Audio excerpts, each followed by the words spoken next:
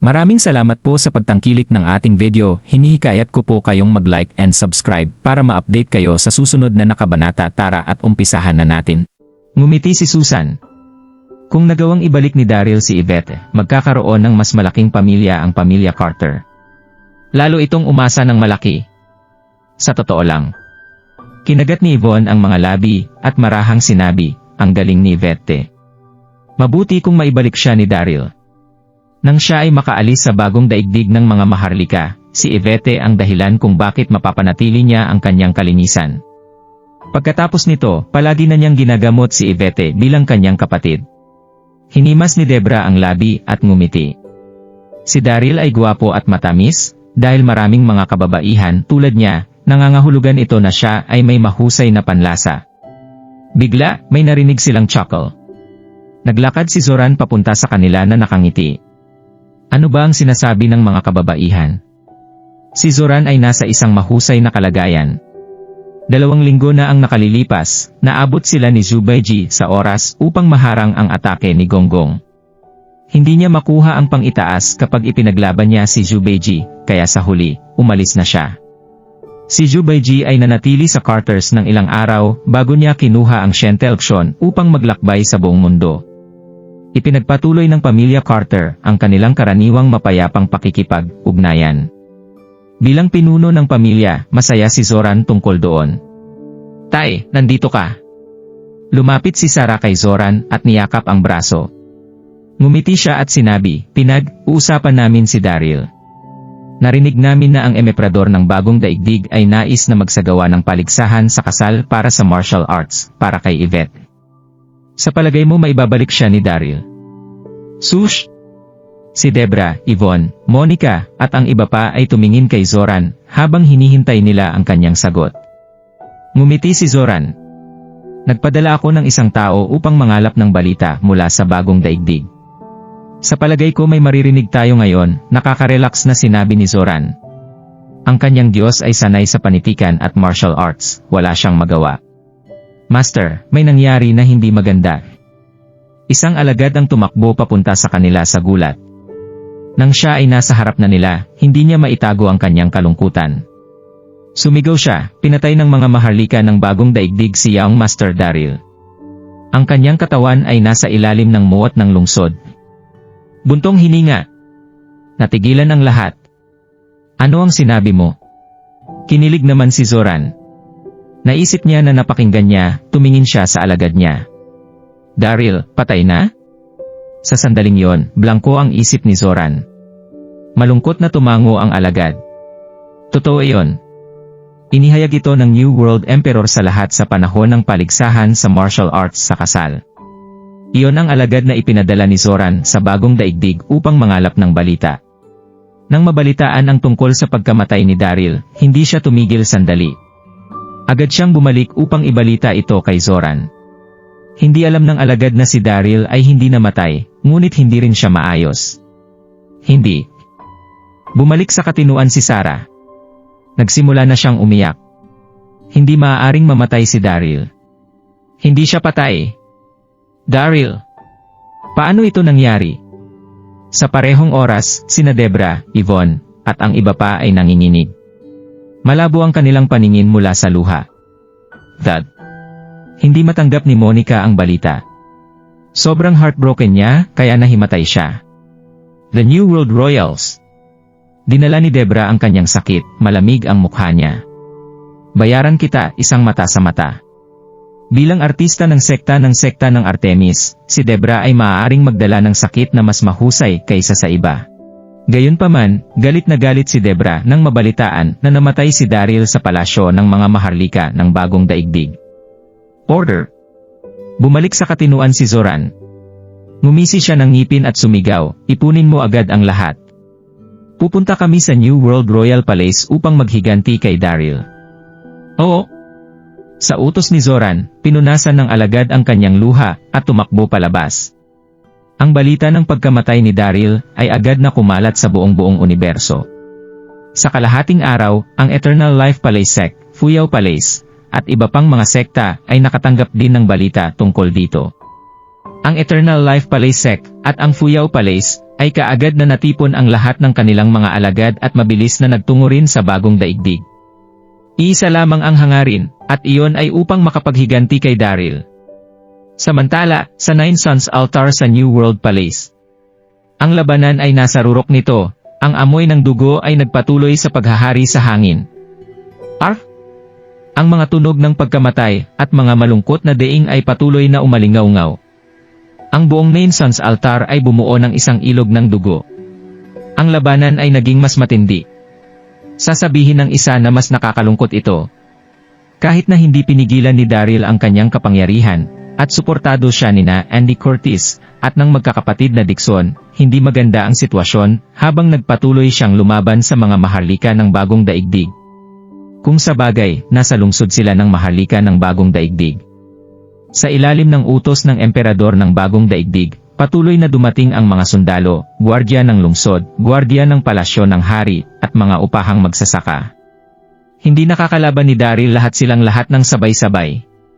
Sa magulong labanan na yon, maaari lamang turuan ni Daryl ang kanyang mga alagad na bumuo ng isang simpleng pormasyon. Gayunpaman, ang mga pag-atake ay masyadong mabangis, kaya't ang pagbuo ay hindi nagtagal bago ang kanilang mga kaaway ay lumusot dito. Sa kasamaang palad, ang mas mahusay na mga pormasyon ay kinakailangan ng mahabang panahon upang maghanda. Bang! Bang! Bang! Sa isang iglap, sa ilalim ng matinding labanan, libong mga piling alagad ng Elysium Gate ang nasugatan, ang ilan ay pinatay pa. Hindi sila makalaban-laban sa maharlika ng bagong daigdig at patuloy na pinipilit. Sa wakas, nai-back up sila sa isang sulok sa dambana. Chinang na! Ito na ba ang tadhana ko? Mamatay na ba ako dito ngayon? Habang tinitingnan niya ang kanyang paligid, karamihan sa kanyang mga kapatid ay patay o nasugatan. Labis na balisa si Daryl, namula ang mga mata niya.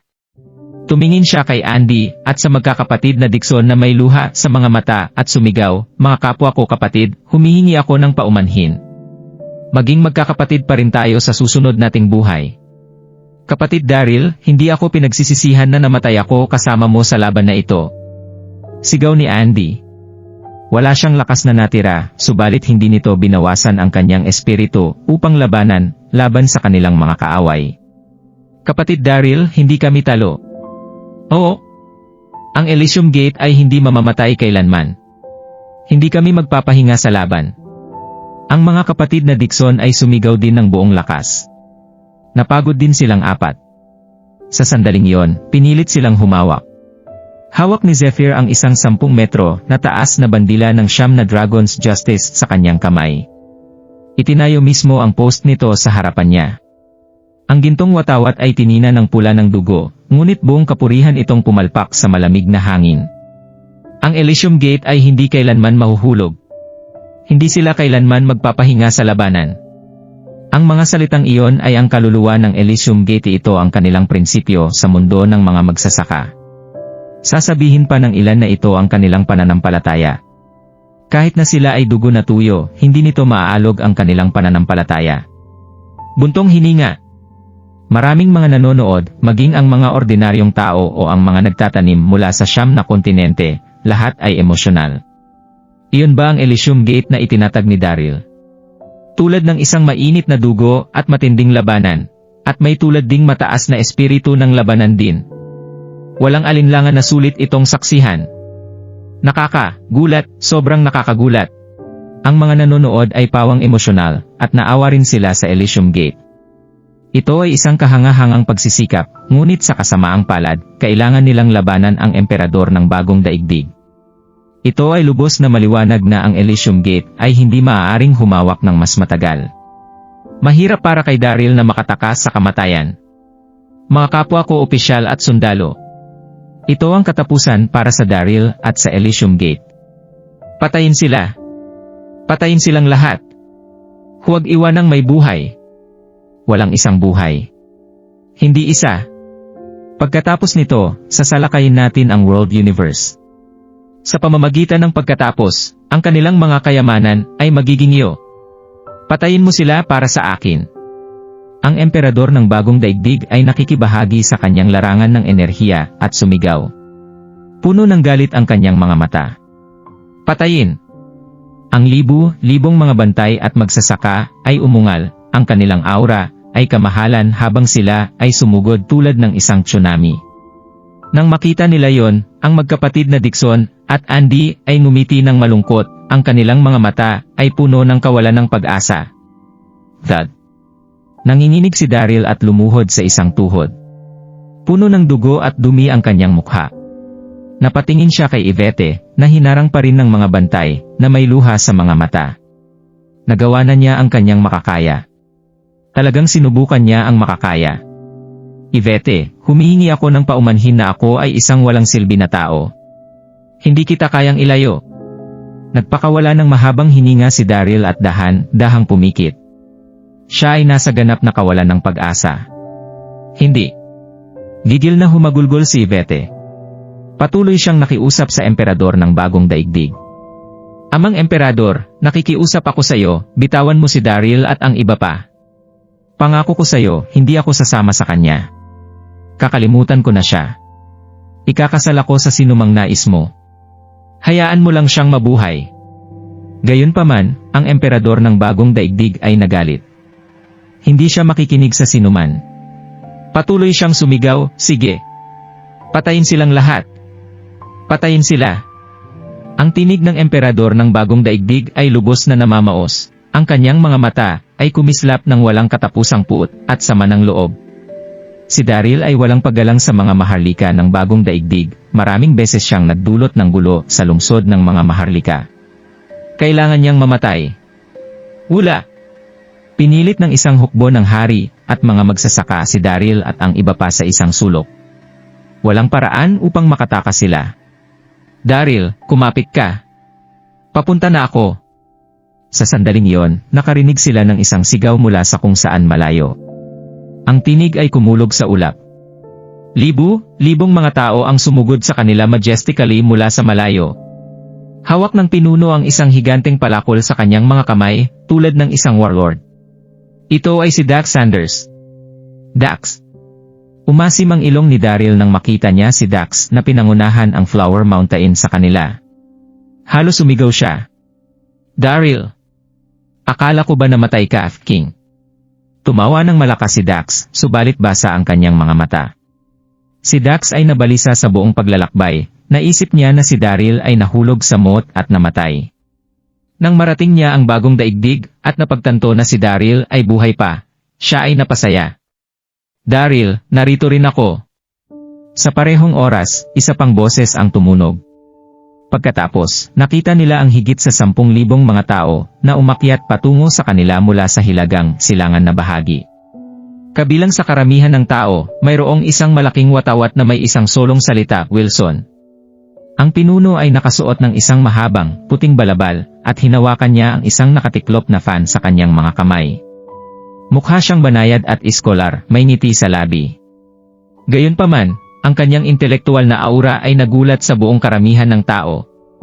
Ito ang Eternal Life Palace Sect Master, Chester Wilson. Gasp! Sumisigaw ang nakakita. Ang Eternal Life Palace Sekta. At ang Flower Mountain. Narito sila upang suportahan si Daryl. Mukhang nakabukas ang mga talahanayan. Ang mga taong nag-aalala para kay Daryl at sa kanyang mga tauhan ay nagbuntong hininga. Nang makita nila kung paano lumakas ang labanan, marami ang hindi nasisiyahan sa nangingibabaw na pag-ugali ng emperador ng bagong daigdig. Si Daryl at ang prinsesa ay nagkaroon ng pagtingin sa bawat isa. Masarap na hayaan silang magkasama. Bakit niya kailangang ilayo ang mga ito? Higit sa lahat, si Daryl ay may isang bihirang talento. Sayang ang pumatay sa kanya. Dax. Chester. Si Daryl ay labis na nasasabik nang makita niya sila, at ang kanyang mabilis na pagkilos ay nagpalala ng kanyang mga pinsala. Dumura siya ng isang subo ng dugo, basa kaagad ang mga mata niya. Akala niya ito na ang katapusan para sa kanila, ngunit muli niyang nakita ang ilaw nang makita niya sina Dax at Chester. Sa isang iglap, ang mga alagad ng Flower Mountain at Eternal Life Palace ay sumugod. Noon lamang nakatingin sina Dax at Chester kay Daryl. Si Daryl ay may napakaraming mga pinsala sa kanyang katawan na halos hindi siya mukhang tao. Napuno din siya ng dugo. Agad na mula ang mga mata ni Dax. Patayin ang emperador. Makinig, mga alagad ng Flower Mountain. Patayin. Patayin niyo ako. Tungo ni Dax. Inikot niya ang higanteng palakol sa kanyang kamay at sinalakay ang kaaway. Eternal Life Palace, makinig ka. Wasakin ang palasyo. Wasakin ang mga maharlika ng bagong daigdig. Kinuyom ni Chester ang kamao. Si Chester ay palaging kalmado at iskolar. Gayunpaman, nang makita niya ang mga pinsala sa kanyang kapatid, agad niyang nawala ang lahat ng kanyang pakiramdam. Napalitan ito ng pamamaslang na hangarin. Patayin! Ang Flower Mountain at ang Eternal Life Palace Sect ay mayroong higit sa 10,000 mga disipulo na pinagsama. Sumugod sila tulad ng isang alon ng alon, at pinatay nila ang kanilang mga kaaway ng brutal. Ang isa pang grupo ng mga tao ay narito upang humingi ng kamatayan. Patayin! Wasakin mo silang lahat! Ang mukha ng emperador ng bagong daigdig ay nagdilim habang siya ay umuungal ng manong. Naisip ng lahat ng mga nanatili na ang mga alagad ng Flower Mountain at ang Eternal Life Palace Sect na mga alagad ay mangha habang sila ay sumugod sa labanan. Gayunpaman, ang emperador ng bagong daigdig ay walang pakialam. Pagkatapos ng lahat, ang mga maharlika ng bagong daigdig ay namuno sa lupa sa loob ng libong taon, walang 3 sekta lamang ang maaaring makasira sa kanila. Ang magulong labanan ay muling sumabog, mga katawan ay patuloy na nahuhulog. Ang langit sa lungsod ng maharlika ay napintahan ng pula. Kahit na ang Flower Mountain at ang Eternal Life Palace ay umabot sa daril sa oras, wala pa rin silang nakataas na kamay. Pagkatapos ng lahat, ang mga maharlika ng bagong daigdig ang namuno sa buong bagong daigdig. Ang kanilang mga sundalo ay patuloy na nagbuhos sa labanan. Hindi nagtagal, marami sa mga alagad ng Flower Mountain at ng Eternal Life Palace Sect ang nagdusa ng matinding pinsala. Hindi nila magagawang humawak ng mas matagal pa kung magpapatuloy sa ganoong paraan. Ang sitwasyon ay hindi maganda para kay Daryl. Gayunpaman, hindi na mapakali ni Daryl ang alinman sa mga yon. Nagpatuloy siya sa pagpatay. Patayin! Patayin! Patayin! Sumigaw si Daryl na parang isang baliw habang kumakaway sa langit na halberd na galit na galit. Gayunpaman, siya ay sumuray sa kanyang hakbang, malinaw na nasa dulo siya ng kanyang tether. Daryl! Bigla, lumitaw si Sloan mula sa karamihan ng tao at tumingin kay Daryl na may magkasalungat na ekspresyon. Sumuko ka na! At magkakaroon ka ng pagkakataong mabuhay. Napuno din ng dugo si Sloan.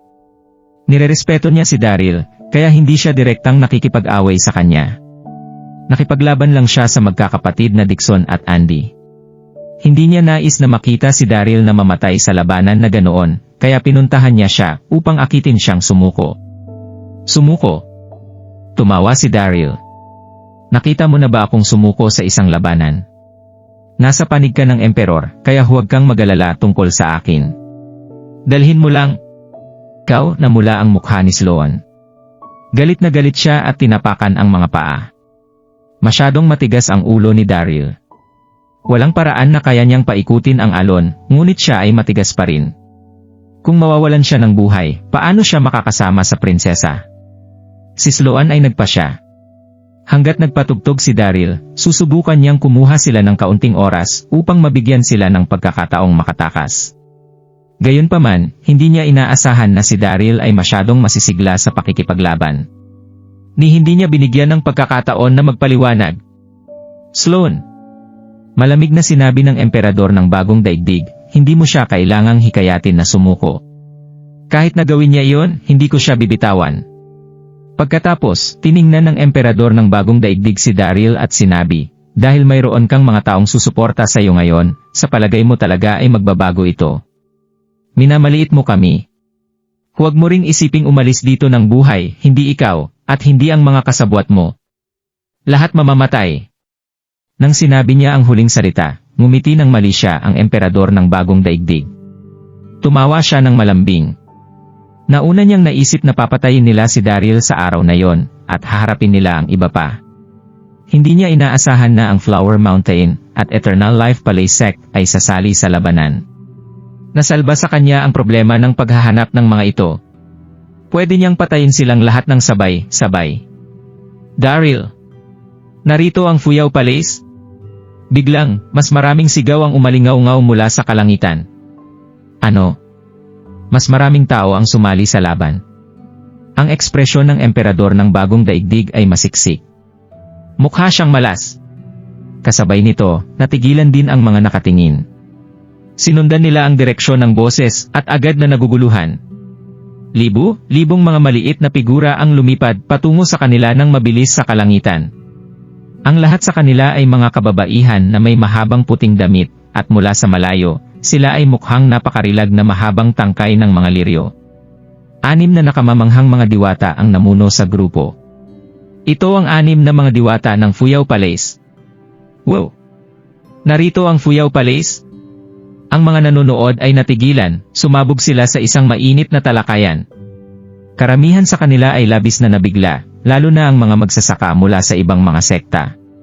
Marami silang narinig tungkol sa Fuyao Palace. Narinig din nila ang tungkol sa kung paano nila tinulungan si Daryl na laban sa hukbo ng New World 10 taon na ang nakalilipas. Sariwa pa rin sa kanilang isipan. Buntog ni hininga. Marami sa mga kalalakihan ang nakatuon ang kanilang pansin sa 6 na mga diwata. Ang mga ito ay nakakabighani, at hindi maalis ang kanilang mga mata sa kanila. Lahat ng 6 sa kanila ay mukhang napakarilag, at mayroon din silang mga sexing figura. Lahat sila ay pantay na maganda sa kanilang mga paraan. Para bang bumaba ang mga anghel mula sa langit. Nang sila ay magkatawang tumayo, nasilaw ang lahat, walang nakakakuha ng tingin sa mga kababaihan, sila ay maganda, kaakit-akit, at sexy. Walang sapat na mga salita sa mundo upang ilarawan ang mga ito. Daryl, buhay ka. Nakakagulat. Lumipad ang maliit na diwata papunta sa kanya. Masaya siyang naiyak nang makita si Daryl, kahit napuno siya ng dugo. Napasakit siya nang marinig niya na si Daryl ay namatay sa muwat sa kamay ng mga maharlika ng bagong daigdig. Pagkatapos, tinalakay niya kaagad ito kay Cindy White, at napagpasyahan nilang magmadali sa New World upang maghiganti kay Daryl. Naghalong kaligayahan at kalungkutan ang naramdaman niya nang makita niya si Daryl na buhay, at hindi siya masabi na nasasabik siya. Sa pilitang ngumiti ang mukha ni Daryl nang makita ang munting diwata. Munting asawa ko, nandito ka. Itigil ang paggamit ng iyong panloob na lakas. Tutulungan kita. Pinunasan ng munting diwata ang kanyang luha, at mabilis na tumakbo upang yakapin si Daryl. Sush! Sush! Sa parehong oras, si Cindy White at ang iba pa, ay lumipad din patungo sa labanan. Nagawa nilang harangan si Leonardo, at ang iba pa. Ilan ang mga tao dito upang suportahan si Daryl? Oo. Ang mga 6 sa kanila ay parang mga diwata, ang mga ito ba ay Fuyao Palace? Ang mga ito ay masyadong napakarilag. Pinag-usapan ng mga nanonood sa kanilang sarili nang makita nila ang nangyari. Isang grupo ng mga hindi organisado, walang disiplina na nagkakagulong mga tao. Ang mga ekspresyon ng emperador ng bagong daigdig ay nagdilim habang siya ay umuungal. Kahit na ang Fuyao Palace ay mayroong higit sa 10,000 mga tao na kasama nila, lahat sila ay mga kababaihan. Ang emperor ay hindi nag-aalala tungkol sa kanila sa lahat. Daryl! Daryl! Daryl! Sa sandaling iyon, narinig ng lahat ang mga sigaw mula sa isang lugar na malayo muli. Pagkatapos, nakita nila ang higit sa 10,000 mga figura na lumilipad patungo sa kanila mula sa malayo, mukhang kamahalan sila. Pinangunahan ni Zoran Carter at Susan Creek ang pangkat na iyon. Gasp! Agad namang natigilan ulit ang lahat. Mas maraming backup si Daryl. Tulad ng Little Fairy, inisip ni Debra at ng iba pa na namatay si Daryl. Nang sumugod sila doon at napansin na buhay pa si Daryl, lahat sila ay natuwa. Daryl! Humakbang si Debra at sumugod kay Daryl. Niyakap siya nito, hindi niya maitago ang saya sa kanyang puso. Nasamid siya habang sinabi, Daryl, UST start. Akala ko ba patay ka na? Alam mo ba kung gaano ako kalungkot? Niyakap siya ni Daryl ng mahigpit habang umiti siya ng masaya. Alam niyang hindi madali mamatay ang kanyang lalaki. Pagkatapos ng lahat, siya ay isang marilag na bayani. Daryl. Sumugod din sa kanya si Yvonne at Monica. Ibinaon nila ang kanilang sarili sa mga bisig ni Daryl, hindi nila masabi na nasasabik sila. Naisip din nila na namatay si Daryl.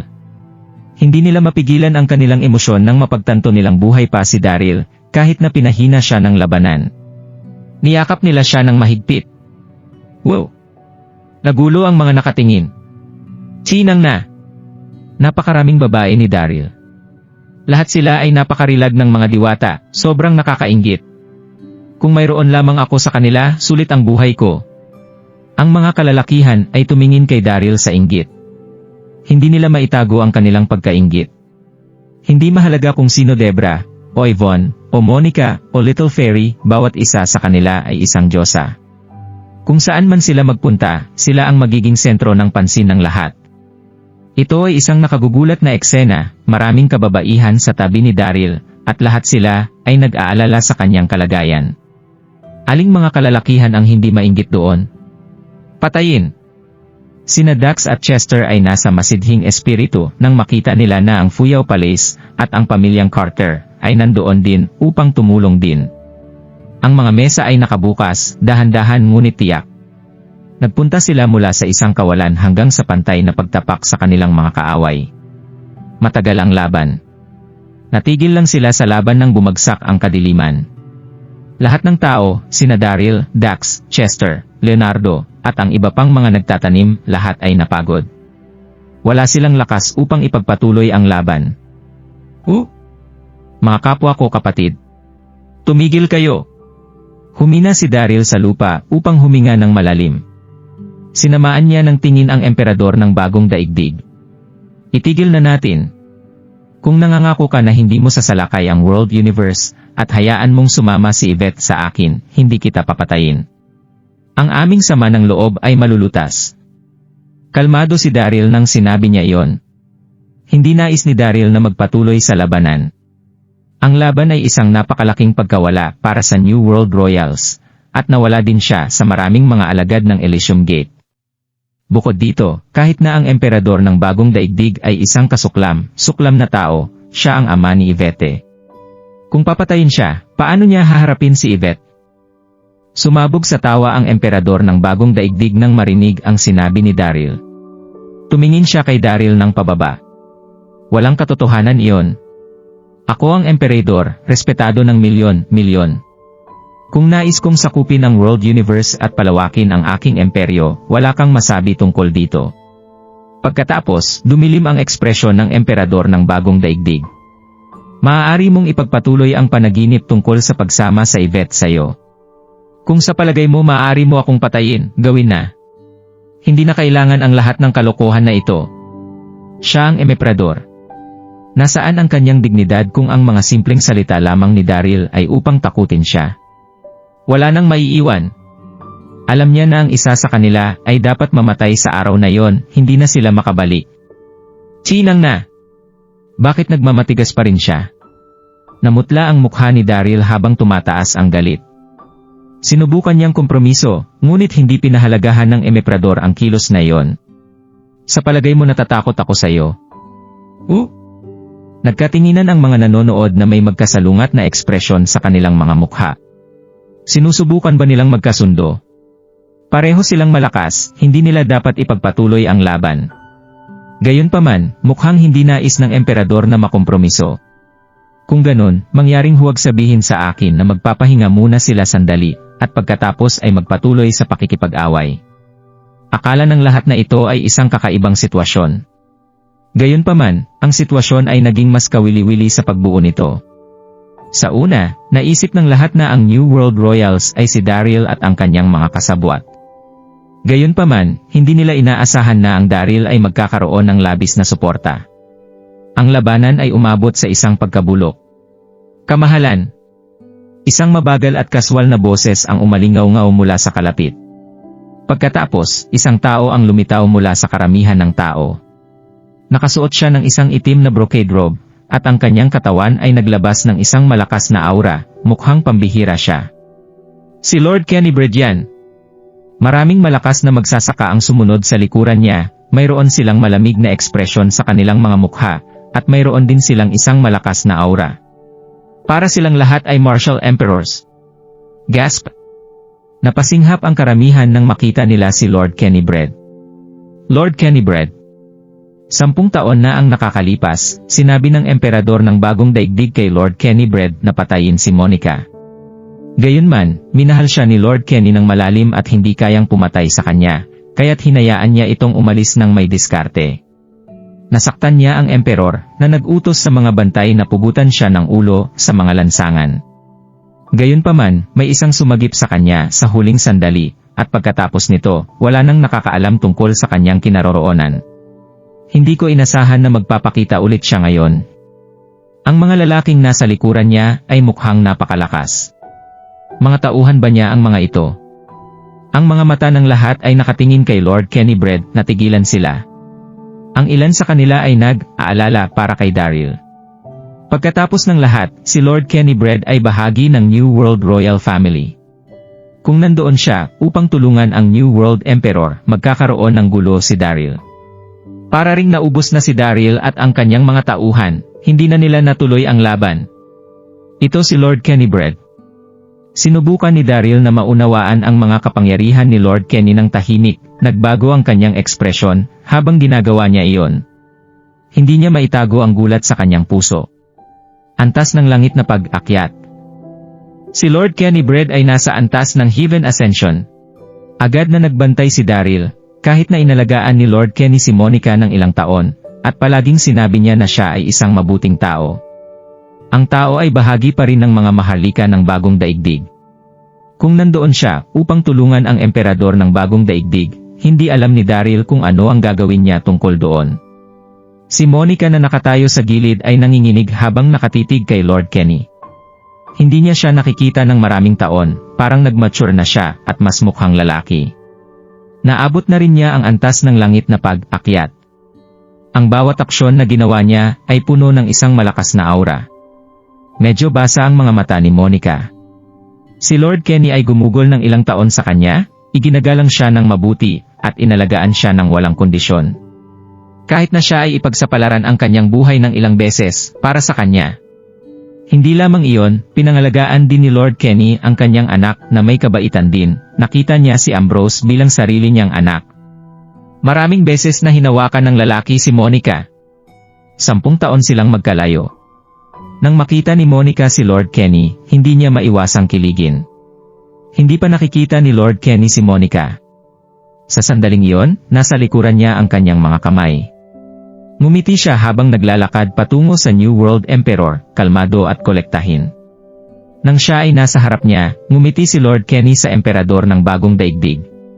Ikaw ay isang bagong World Royal, paano mo hahayaan ang ilang mga sekta na matalo ka ng napakasama?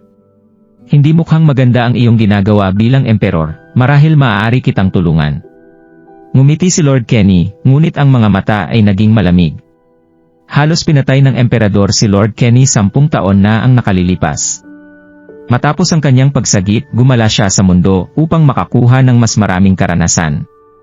Napunta siya sa ilang mga kapanapanabik na insidente na naging sanhi ng pagtaas ng kanyang kapangyarihan. Marami rin siyang naging kaibigan sa mundo ng mga nagtatanim. Ginawa lamang ni Lord Kenny ang kanyang paglilinang sa nakaraang 10 taon, hindi siya nagnanasa ng anumang kapangyarihan. Gayunpaman, nais niyang bumalik sa lungsod ng maharlika ng bagong daigdig upang tingnan muli ang lungsod. Pagkatapos ng lahat, iyon ang kanyang bayan. 2 linggo na ang nakalilipas, nalaman niya na ang emperador ng bagong daigdig ay nais na magsagawa ng paligsahan sa kasal para sa martial arts, para kay Yvette, kaya mabilis niyang dinala ang kanyang mga tauhan, at nagpunta doon upang tumingin. Gayunpaman, napagtanto niya na mayroon pa ring abiso para sa pag-aresto sa kanya sa kawani ng paunawa ng lungsod. Sa sandaling yon, ang matagal na pinigilan na galit at sama ng loob ay sumabog ng sabay-sabay. Siya ay naging matapat sa emperador sa lahat ng mga taon. Nagtrabaho siya ng husto at nagtatag ng napakaraming kredito. Gayunpaman, hindi siya binitawan ng New World Emperor, kahit na ito ay isang maliit na pagkakamali lamang. 10 taon na ang nakalilipas, at hindi pa rin nila binabaan ang nais na paunawa para sa kanya. Galit na galit si Lord Quenibred. Nang makita niya si Daryl at ang maharlika ng bagong daigdig na nakikipaglaban sa isa't isa, nagpasya siyang magtimpi at maghintay para sa tamang sandali upang ipakita ang kanyang sarili. Nang mapagtanto niya na ang magkabilang panig ay nagdusa ng matinding pinsala, lumakad siya papunta sa kanila nang walang pag-aalangan. Hindi ka patay. Ang emperador ng bagong daigdig ay nakatitig kay Lord Kenny, natigilan at nagalit. Lord Kennybread, gumawa ka ng matinding pagkakamali nang nagsinungaling ka sa akin. Ikaw ay nagkasala noon, ang lakas ng loob mong bumalik ngayon. Tiniis ng emperador ang kanyang mga pinsala, habang siya ay nagpatuloy na sinasabi, ikaw ay pinalaya sa pamilya, at ikaw ay isang kriminal ngayon. Ang aming mga usapin ay hindi nababahala sa iyo. Ang emperador ng bagong daigdig ay isang hindi paniwalang mapagmataas na tao. Kahit na ang sitwasyon ay hindi maganda para sa kanila, ayaw niya ng isang kriminal na tulungan silang paikutin ang mga bagay. Tumawa ng malakas si Lord Kenny habang ang kanyang mga mata ay kumikislap ng sama ng loob. Kriminal. Sinubukan mo akong patayin ang babaeng mahal ko, hindi ka karapat dapat sa trono. Mahal ko si Monica Vaughan sa aking buong buhay, at sinubukan mo pa akong patayin. Paano ko ito magagawa? Maaari kang maging emperador, ngunit hindi iyon nangangahulugan na maaari mong kunin ang buhay ng iba nang walang anumang dahilan. Tumanggi ako at binitawan ko siya. Kaya, ginagawa akong kriminal. Namamaos ang boses ni Lord Kennybread para siyang baliw. Kahit na 10 taon na ang lumipas, hindi pa rin binitawan ni Lord Kenny ang nakaraan, lalo na't napilitan siyang humiwalay kay Monica. Ito ay isang panghabang buhay na sakit para sa kanya. Gaano katapang? Galit na galit ang emperador ng bagong daigdig. Itinuro niya kay Lord Kennybread, nanginginig ang boses niya habang sinasabi, niloko mo at sinaktan mo ako. Pinagtawanan mo ako. Men, ibaba mo siya. Dalhin mo siya.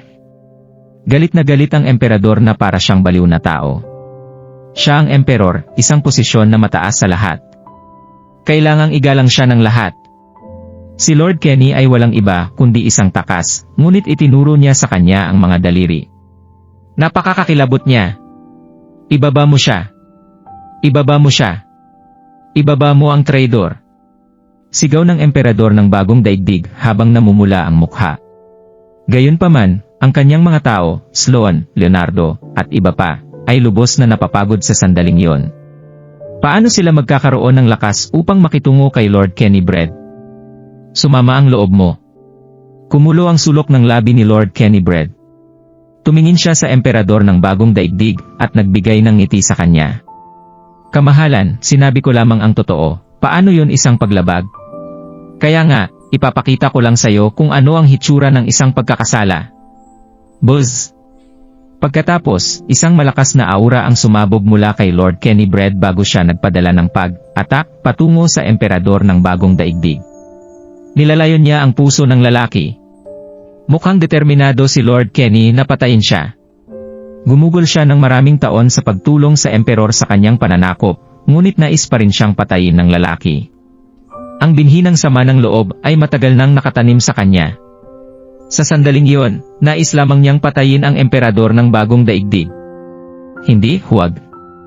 Nagbago ang ekspresyon ni Daryl habang sumisigaw. Ang New World Emperor ay ama ni Yvette. Hindi kailanman inisip ni Daryl na patayin siya dahil magagalit si Yvette kung namatay ang emperador. Nais ni Daryl na pigilan si Lord Kenny, ngunit siya ay malubhang nasugatan na halos wala siyang lakas na tumayo. Napanganga ang karamihan. Ano ang nangyari? Gusto ni Lord Kenny na patayin ang emperador ng bagong daigdig. Si Sloan at ang iba pang mga gwardya ay humingal din at sumigaw. Lord Kenny, how dare you? Tumigil ka! Habang pinagsabihan nila siya, nais ni Sloan at ng iba pa na magmadali upang protektahan ang emperador ng bagong daigdig mula sa pag-atake. Gayunpaman, nakamit ni Lord Kenny ang antas ng langit na pagtaas ng langit, siya ay masyadong mabilis para sa kanila. Si Sloan at ang iba pa ay nasugatan pa, sila ay pa rin ng isang hakbang masyadong mabagal. Galit at takot ang emperador ng bagong daigdig. Gayunpaman, nasugatan din siya dahil sa nakaraang labanan. Hindi niya talaga ito maiiwasan. Bang! Ang atake ay tumama sa emperador ng bagong daigdig sa kanyang dibdib. Umungol siya, at tulad ng sirang saranggola, agad siyang lumipad paatras. nagbubo siya ng isang dugo, at lumipad ng halos 100 metro paatras. Bumagsak siya sa isang haligi sa pangunahing bulwagan, at pagkatapos ay nadula sa lupa. P50. Sa sandaling lumapag siya sa lupa, muling nagluwa ang emperador ng isang labi ng dugo. Nanlaki ang mga mata niya, at pinandilatan si Lord Kenny, ngunit wala siyang masabi dahil siya ay patay na. Ang pag-atake ay gumamit ng 8 o 9 na antas ng lakas ni Lord Kenny. Ganap na nawasak niya ang ugat ng puso ng emperador ng bagong daigdig. Kahit na ang mga Diyos ay hindi maaaring mailigtas siya. Ang karamihan ng tao ay napabuntong hininga at napatigas nang makita nila yon, nataranta sila. Pinatay ni Lord Kenny ang emperador ng bagong daigdig. Pitang na. Natigilan din si Daryl. Napatingin siya kay Lord Kenny na kinilabutan, wala siyang imik. Sobrang lupit ng Lord Kenny. Ang New World Emperor ay kapatid pa rin niya. Paano siya makaka-attack ng walang pag-aatubili? Kamahalan. Si Sloan at ang iba pang mga guwardya ay tumangis sa pagdurusa habang tumulo ang luha. Ganap na nawala ito ni Yvette, sigaw niya. Sa matinding pagdurusa, nagdilim ang kanyang mga pangitain bago siya agad na humimatay. Mabilis na kumilos si Daryl. Sumugod siya sa kanya at niyakap siya sa mga braso. Sa sandaling iyon, ang buong lugar ay natahimik, maririnig din ito ng malinaw kung ang isang pin ay mahuhulog sa lupa. Inatake ni Lord Kenny Bread ang emperador ng bagong daigdig ng bigla at pinatay din siya. Walang inaasahan iyon. Gulat na tiningnan siya ng lahat, na natili silang walang imik sa mahabang panahon. Hindi nagpapanik si Lord Kenny. Kumalas siya ng isang hininga habang nakangiti. Sulyap siya sa katawan ng emperador ng bagong daigdig at sinabi, bilang emperador, ikaw ay matigas ang ulo at may palagay sa sarili, hindi mo na iniisip ang tungkol sa iyong mga paksa. Dapat matagal ka nang tumalikod. Pahinga ka sa kapayapaan, kapatid ko. Pagkatapos, lumingon si Lord Kenny at tumingin patungo sa Heavenly Earth Altar. Siya ay yumuko ng malalim at sinabi, sa mga ninuno ng mga maharlika ng bagong daigdig, wala akong balak na ipaglaban para sa kapangyarihan o nais na maging emperador. Gayunpaman, ang paghahari ng aking kapatid ay naging hindi etikal at hindi sikat. Kaya, walang pagpipilian kundi ang pumalit sa kanya. Makatitiyak ka na habang buhay ako, ang maharlika ng bagong daigdig ay magpapatuloy na umunlad at umunlad. Ang pahayag na iyon ay sinalita ng malakas at mayabang. Ang karamihan ng tao, mula sa ibang mga kasapi ng hari hanggang sa mga maglilinang hanggang sa mga nakatingin at iba pang mga tao, ay napabuntong hininga. Malinaw na nais ni Lord Kenny na sakupin ang trono. Sa sandaling yon, ang isang pares ng mga miyembro ng hari ay nagkatinginan. Ang lalaki ay nakasuot ng mahabang brocade robe, at ang babae ay may perpektong figura, siya ay sexing at kaakit-akit. Si Florian at Yumi iyon. Si Florian ay isang tusong tao. Nang ilantad ni Daryl ang kanyang pagkakakilanlan, at nakipaglaban sa emperador ng bagong daigdig, nagtago siya sa isang madilim na sulok para sa kanyang sariling kaligtasan. Ang emperador ng bagong daigdig ay patay, at si Lord Kenny ay malapit nang bigkasin ang kanyang sarili bilang emperador, hindi mapigilan ni Florian na ungol sa sarili. Anong gagawin ko? Huwag ka lang tumayo dyan. Binigyan siya ni Yumi ng isang madilim na tingin. Ang kanyang asawa ay napakatanga. Ito ay isang malinaw na sitwasyon, dapat sundin nila ang makapangyarihan. Agad na nakuha ni Florian ang pahiwatig. Naglakad siya pasulong at lumuhod sa harap ni Lord Kenny. Sa isang mapagpakumbaba at magalang na ekspresyon, sinabi niya, Florian Darby, sa iyong serbisyo. Ang lahat ay mabati sa emperor. Ang dating emperador ng bagong daigdig ay namatay, kailangan niyang umasa sa ibang tao. Si Lord Kenny ang perpektong kandidato. Ang iyong mga opisyal sa iyong serbisyo. Si Leonardo at ang iba pang mga gwardya ay lumuhod, sinundan ng isang dagat ng mga tao. Tulad ni Florian, si Leonardo at ang iba pa ay mga tinanggap lamang na lalaki. Wala silang ibang damdamin para sa nakaraang emperador ng bagong daigdig. Ang kanyang kamatayan ay hindi man nalungkot sa kanila. Hanggat maaari silang maging mayaman, hindi mahalaga sa kanila kung sino ang pumalit sa trono. Kasabay nito, ang mga ordinaryong tao na nasaksihan yon mula sa malayo ay lumuhod din. Ang lahat ay pumuri sa emperador. Ang lahat ay pumuri sa emperador. Gayunpaman, marami ang hindi nakaluhod din maliban kay Daryl at sa kanyang mga kasabwat, kasama sa bilang ang dating mga anak na lalaki ng emperador ng bagong daigdig at Sloan. Walang emosyon ang mukha ni Sloan. Maayos siyang tinatrato ng emperador ng bagong daigdig. Galit na galit siya nang patayin siya ni Lord Kenny. Gayunpaman, naubos na niya ang kanyang lakas sa laban, kaya niya lang tiisin. Hindi suportado ni Sloan si Lord Kenny nang bigkasin niya ang kanyang sarili bilang emperador. Malaki. Si Lord Kenny ay nasiyahan, ngumiti siya at itinaas ang kanyang mga kamay. Mangyaring bumangon ka. Nang sinabi niya yon, sinulyapan ni Lord Kenny si Sloan at ang iba pang mga prinsip.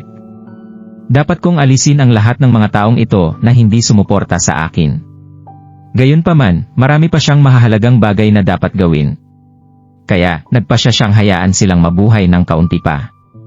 Ang puso ni Lord Kenny ay nagbago pagkatapos ng maraming taong pagala-gala. Siya ay hindi gaanong mabait at malupit. Maaaring sabihin ng isa na gagawin niya ang lahat upang makuha ang nais niya. Ang daming tumayo. Padre Emperor. Sa sandaling iyon, isang masiglang boses ang umalingaw-ngaw habang isang teenager ang sumugod at nahulog sa mga bisig ni Lord Kenny. Si Ambrose Darby yun. Si Mateo ay nasugatan din sa matinding laban. Bilang kanyang alagad, si Ambrose ay may pag-aalaga sa kanya. Nang makita niya ang hitsura ni Lord Kenny, natigilan si Ambrose at labis na natuwa. Hindi niya masyadong iniisip ito, kaya't agad siyang tumakbo at nakipagkita sa kanya. Naisip pa rin ni Ambrose na si Lord Kenny ay kanyang biolohikal na ama. Ambrose. Natuwa si Lord Kenny nang makita si Ambrose. Ginulo niya ang ulo ni Ambrose at masayang sinabi, ang aking maliit na Ambrose ay lumaki na. Napakalaki niya. Nabasa ng luha ang kanyang mga mata at lumabo ang kanyang paningin. Pagkatapos, ang mga mata ni Lord Kenny Bread ay naging mabait. Ambrose, ngayon na ako ang emperor, ikaw ay isang prinsip. Masaya ka ba? Kahit na si Ambrose ay hindi kanyang biological na anak, naisip ni Lord Kenny ang kanilang pagsasama nang makita niya ang binata. Inisip niya pa rin siyang anak niya. HMM. Masayang tumango si Ambrose. Masaya ako. Masyadong masaya. Binabati kita, amang emperador. Si Ambrose ay hindi interesado na maging isang prinsip. Gayunpaman, napakasaya niya nang makita si Lord Kenny. Ano? Ang batang ito ay anak ko, Ambrose. Nakatahimik si Daryl habang nakatingin sa kanila. Kumabog ang kanyang puso at wala siyang imik. Matapos niyang makipagkasundo kay Monica, alam ni Daryl na mayroon siyang anak na tinawag na Ambrose Darby, ngunit hindi pa niya nakikita ang bata. Alam niya na si Ambrose ay nanirahan sa palasyo ng Guangping sa loob ng ilang taon, kaya tinawag niya si Lord Kenny bilang kanyang ama. Alam niyang nagkamali siya nang makita niyang tumawag si Ambrose kay Lord Kenny.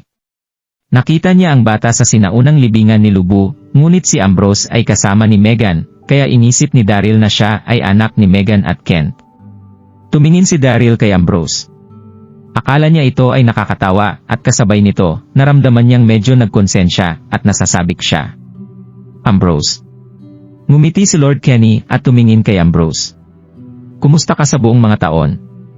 Kamusta ang nanay mo? Hindi mapakali ni Lord Kenny nang maisip niya si Monica. Amang emperador. Nagdilim ang mukha ni Ambrose. Nakakaawa siya. Hindi ako nakasama ni inay sa nakaraang 10 taon. Hinanap ko na rin siya, ngunit hindi nagawang magawa.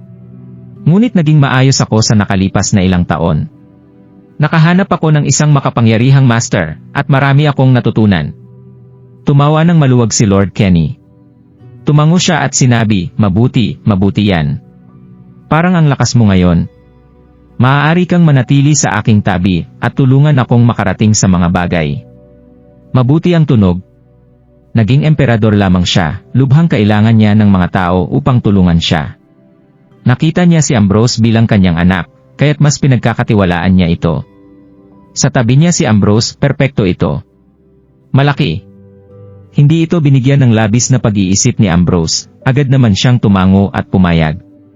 Si Lord Kenny at ang kanyang ina ay ang 2 taong malapit sa kanya. Hindi na niya nais na maging hiwalay na sila. Ambrose. Sa sandaling yon, may tumawag sa kanyang pangalan. Pagkatapos, dahan-dahang naglakad si Monica palabas ng karamihan at patungo sa Ambrose. Siya ay may luha sa kanyang mga mata at nilabo nila ang kanyang paningin. Nanginginig ang kanyang tinig habang sinabi niya, "Ambrose, aking Ambrose, sa wakas natagpuan kita." Sa sandaling yon, si Monica ay labis na natuwa at nasasabi, "Ito ay isang masayang okasyon. Hindi lamang si Daryl ang hindi namatay, ngunit natagpuan din niya ang kanyang matagal nang nawala na anak." Umikot ang luha sa kanyang mga mata dahil sa tuwa habang akala ni Monica ay nasa panaginip siya. Hindi niya masabi na masaya siya. "Ina!" Nanginginig si Ambrose, laking gulat niya at natuwa.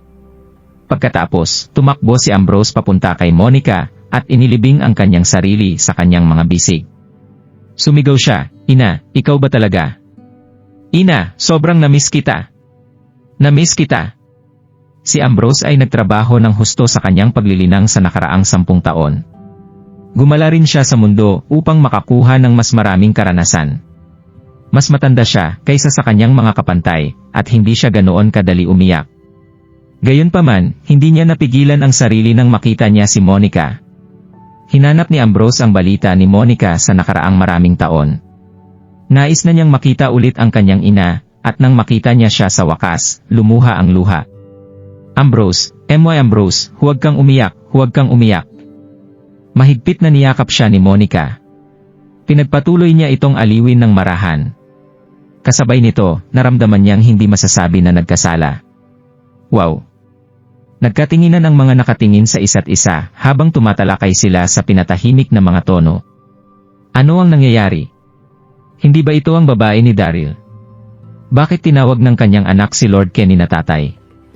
Nagulat at natuwa din si Lord Kenny. Tumingin siya kay Monica na may mga mata na puno ng pagmamahal. Hindi na niya siya nakikita sa loob ng maraming taon, ngunit pareho pa rin siya, tahimik, kaibig-ibig, at kaakit-akit, na may kaunting pagkahinog. Siya ay hindi paniwala kaakit-akit. "Mahal ko." Pagkatapos ng halos kalahating minuto, o higit pa, bumalik sa isipan ni Lord Kenny. Mapagmahal siyang tumingin kay Monica at sinabing, "Mahaba, habang panahong hindi tayo nagkita, giliw ko. Kumusta ka sa lahat ng mga taon na lumipas?" "Ako, ayos lang ako." Kinagat ni Monica ang labi, habang marahang sagot. Gayunpaman, hindi tumingin si Monica kay Lord Kenny sa mga mata, parang medyo pinigilan niya. Palaging nagpapasalamat si Monica kay Lord Kenny. Kung hindi dahil sa kanya, patay na sana siya. Hindi sana siya nagkaroon ng pagkakataong manganak din kay Ambrose. Gayunpaman, bumalik na si Monica kay Daryl, kaya't ayaw niyang may kinalaman si Lord Kenny. Nandoon din si Daryl sa gilid. Amang Emperador, Mother. Hindi maitago ni Ambrose ang kagalakan sa kanyang puso. "Kami ay muling nagkasama bilang isang pamilya. Huwag na tayong magkahiwalay ulit." Seryosong sinabi ni Ambrose, siya ay umaasa para sa isang magandang hinaharap. Siya ang pinakamasaya sa kanyang pamilya. Tumawa ng maluwag si Lord Kenny. Hinaplos niya ang ulo ni Ambrose at sinabing, "Mabuti iyon. Napaka-mature mo, Ambrose. Aayusin ko na para kayong dalawa na bumalik sa palasyo. Hindi na kami magkakalayo muli." Nang sinabi niya ang huling pangungusap, ngumiti si Lord Kenny at tumingin kay Monica. "Ano sa palagay mo, mahal ko?" Hindi nag-alala si Lord Kenny tungkol sa pagkakaroon ng mga magagandang babae sa kanyang tabi nang siya ay naging emperor. Maaari siyang magkaroon ng sinumang nais niya. Gayunpaman, naisip niya na si Monica ang pinakamagandang babae sa buong mundo, walang makakapalit sa kanya. "Ako." Kinagat ni Monica ang labi. Nais niyang tumanggi, gayunpaman, hindi niya masabi ito ng malakas nang makita niya ang mga inaasam na mata ni Ambrose. Mabilis na naglakad si Florian papunta sa kanila. Lumuhod siya at sinabing, "Binabati kita, kamahalan. Ang iyong pamilya ay napagsama." Nang sigawan niya iyon, ngumiti si Florian nang may paggalang, ngunit labis siyang kinakabahan. Paano niya nakalimutan sina Ambrose at Monica? Nagpadala siya ng mga tao upang patayin sila mga 10 taon na ang nakalilipas. Hindi nais ni Florian na halikan ang nasa likuran, ngunit wala siyang pagpipilian. Sinusuportahan lamang ni Florian si Lord Kenny dahil siya ang susunod na emperador, gagawin niya yon para sa kaluwalhatian at mga gantimpala sa lupa. Binabati kita, kamahalan. Lumuhod din si Leonardo at ang karamihan. Punch of dogs. Napakunot ang noo ni Sloan nang makita ang palihim na tingin ni Florian, nagmura siya sa kanyang isipan. Tumawa si Lord Kenny at ngumiti, siya ay nasa isang mahusay na kalagayan. Kinawayan niya ang kamay at sinabing, mga kapwa ko opisyal, mangyaring bumangon. Ipasa ang aking atas, itatalaga ko si Ambrose Darby bilang prinsipe, at si Monica Vaughn bilang emperador, magpakailanman. Humawak ka! May nagambala sa pagsasalita. Pagkatapos, isang figura na dahang tumayo, ang mukha niya ay maputla pa rin, ngunit ang kanyang mga mata ay puno ng determinasyon. Si Daryl yun! Ngumiti si Daryl na nakukutya habang nakatingin kay Lord Kenny. Nagpapasalamat ako na inalagaan mo si Monica ng napakatagal, ngunit hindi makatuwiran na magnakaw ng mga mahal sa ibang tao. Magalang na sinabi iyon ni Daryl. Hindi pa niya nakilala si Lord Kenny, ngunit sinabi ni Monica na siya ay isang taong may moral at prinsipyo. Kaya, nang magkasundo sina Lord Kenny at Ambrose, hindi siya nagsabi ng anuman o pinigilan din niya sila. Kung sa bagay, tumulong si Lord Kenny sa pagpapalaki ng kanyang anak. Gayunpaman, hindi pinansin ng Lord Kenny ang katotohanang mayroon siya. Nais niyang panatilihin si Ambrose at Monica sa palasyo, at hindi ito matanggap ni Daryl. Sush! Nagdilim ang mga ekspresyon ni Lord Kenny. Tinitigan niya si Daryl na may pang-iinis. Sa eksaktong sandali, ang karamihan ng tao ay sumabog sa isang mainit na talakayan. Ano ang nangyayari? Sina Lord Kenny at Daryl ay nagtatalo tungkol sa isang babae.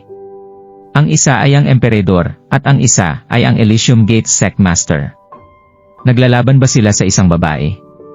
Ito ay magiging kawili-wili. Ngunit ang babaeng ito ay napakarilag. Ang daming tao ay nagpatuloy na magbigay ng puna, ngunit si Daryl ay nagkunwaring hindi naririnig. Tahimik siyang tumingin kay Lord Kenny, hindi siya natakot. Bilang emperador, nais mo pa ring magnakaw ng babae ng ibang lalaki. Tingnan natin kung paano mo ipaliwanag ang iyong sarili sa harap ng lahat. Daryl Darby. Sa sandaling iyon, mahigpit na kinuyom ng Ambrose ang kanyang kamao at tinitigan si Daryl. Ano ang kinalaman sa iyo ng aming pamilya? Ano ang karapatan mong makialam sa aming mga gawain? Nang sinabi niya iyon, ang mga mata ni Ambrose ay nabulabog ng paghamak. Si Daryl ang arch-nemesis ng Incandescent Sect. Sinaktan ng lalaki ang kanyang Panginoon sa kanilang nakaraang labanan. Pagkatapos, ginulo niya ang pamilya ni Ambrose tulad ng pagsasama-sama nila. Hindi siya mapapatawad ni Ambrose. Ay, hindi alam ni Daryl kung iiyak o tatawa nang maramdaman niya ang galit ni Ambrose. Sigurado akong hindi pa alam ng batang ito na ako ang kanyang biolohikal na ama. Nawasak mo ang sekta ng Incandescent, at kung kailan naging emperador lang ang aking ama, narito ka upang magdulot muli ng kaguluhan. Hindi napigilan ni Ambrose ang galit sa kanya. Sinamaan niya ng tingin si Daryl at nagpatuloy na sinabi, ang yabang at kabastusan. Hindi magiging awa kung ikaw ay mamatay. Huwag isiping umalis dito ng buhay. Dahang lumapit si Ambrose kay Daryl. Wow! Marami sa mga tao roon ang nag-aalala para kay Daryl. Sumpain! Si Daryl ay nasa problema.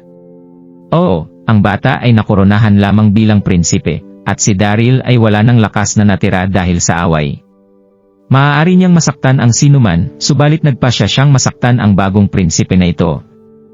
Gusto ba niyang mamatay? Habang pinag-usapan ng karamihan, si Ambrose ay nasa harap na ni Daryl. Mamatay ka, Daryl! Malamig na sabi ni Ambrose. Itinaas niya ang kanyang mga kamay at inako ang kanyang panloob na lakas. Nakakakilabot ito. Hoy, huwag isiping saktan ang kapatid ko. Little kid, how dare you? Kung mangahas kang ipatong ang iyong mga kamay kay Brother Daryl, hindi kita kailanman bibitawan. Dax, Chester, ang magkakapatid na Dixon, at ang iba pa ay natigilan, malakas nilang saway sa bata. Wala sa kanila ang nagawang magpiraso ng palaisipan, si Ambrose ay anak ni Monica at Daryl. Kasabay nito, Nais ni Dax at ng iba pa na magmadali patungo sa Daryl, ngunit naubos nila ang kanilang lakas, hindi nila ito makarating sa kanilang kapatid sa oras. Pitang na! Sa sandaling yon, halos maiyak na si Daryl. Hindi lamang siya kinilala ng kanyang anak, ngunit nais din niyang patayin ito. Si Daryl ay bigo ng nabigo bilang isang ama. Ambrose, tigilan mo na! Kagaya ng pag-atake ni Ambrose sa Daryl, sumigaw si Monica, at agad na sumugod sa kanila, upang harangan si Daryl mula sa pag-atake. Ma, bakit mo siya tinutulungan? Natigilan si Ambrose at naguluhan. Sinamaan niya ng tingin si Daryl habang tinatanong iyon. Sampal? Sinampal ni Monica ang mukha ni Ambrose. Ang karamihan ng tao ay tahimik habang ang sampal ay umalingaw-ngaw sa paligid ng lugar. Kinapit ni Ambrose ang kanyang mukha, nataranta siya. Napatulala siya kay Monica at tinanong, Ma, bakit mo ako sinaktan? Pinayapa siya ni Monica mula pa noong siya ay bata pa. Bahagya niya itong pinagalitan, pabayaan na lang siya. Gayunpaman, siya ay nahit sa kanya dahil sa Daryl. Ambrose, hindi mo masasabi yon tungkol sa kanya. Siya ang iyong ama, ang iyong biolohikal na ama. Labis na nagulo si Monica. Nanginginig ang boses nito habang sumisigaw kay Ambrose. Ano? Nanginginig si Ambrose nang marinig iyon.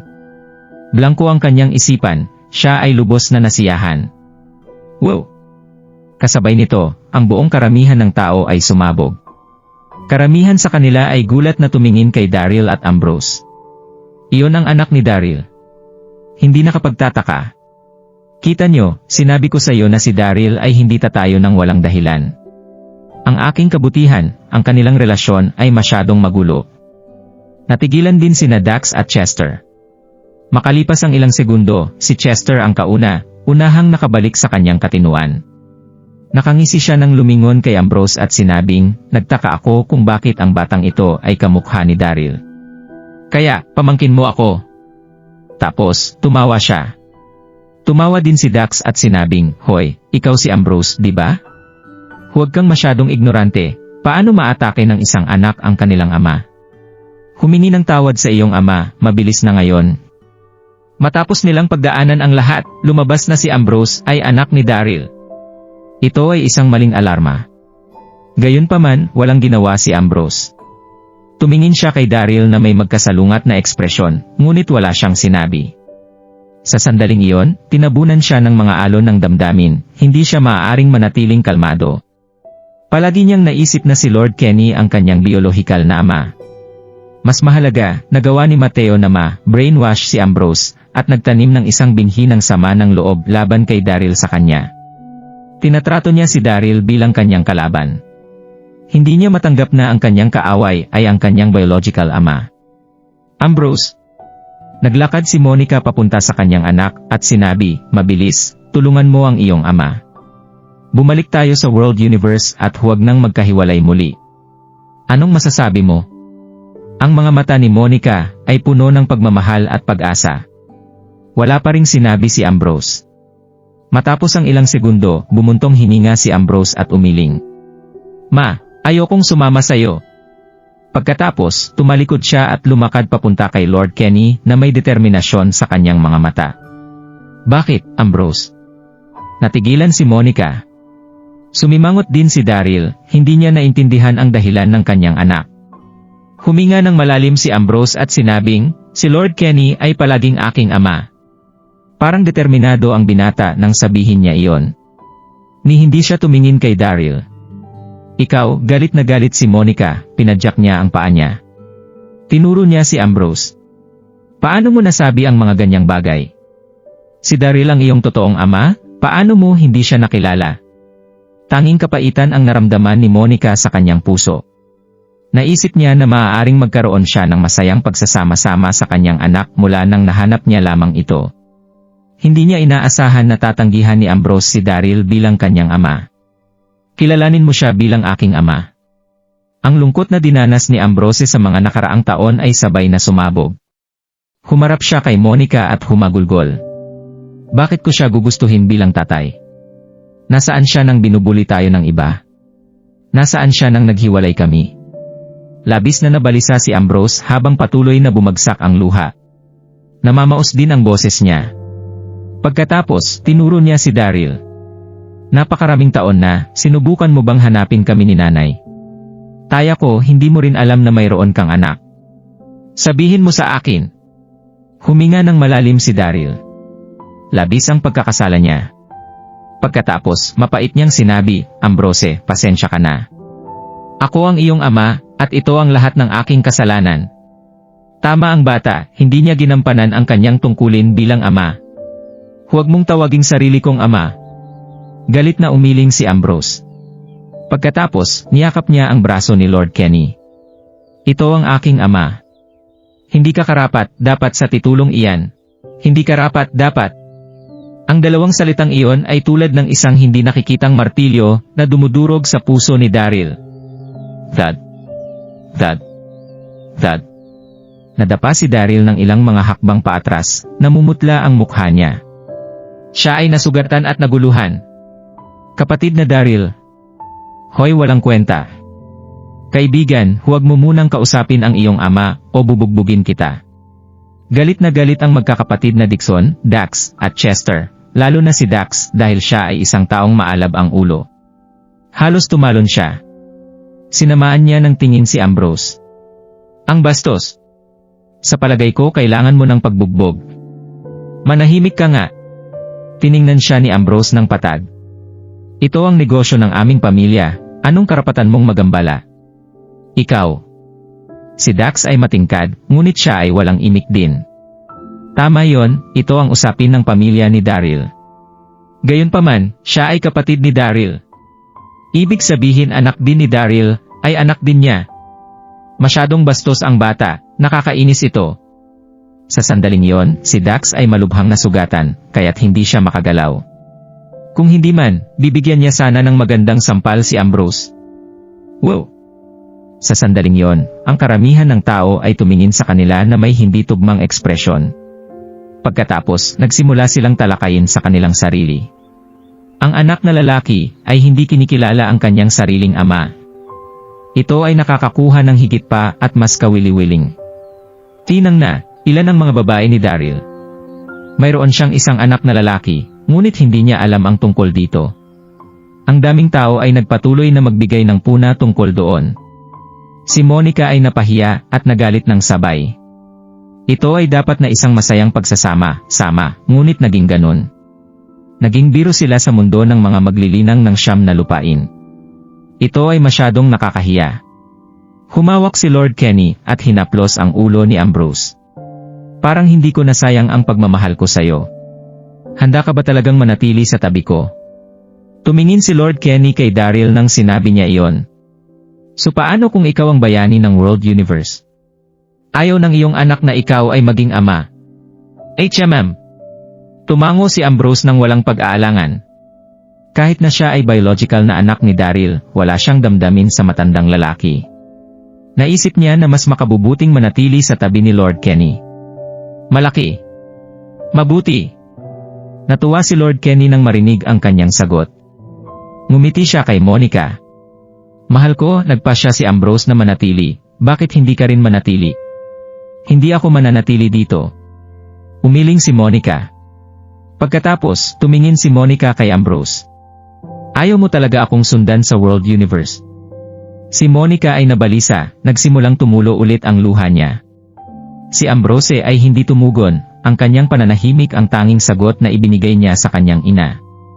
Gayunpaman, ang kanyang mga mata ay may mga pahiwatig ng pag-atubili. Nais ni Ambrose na makasama si Monica.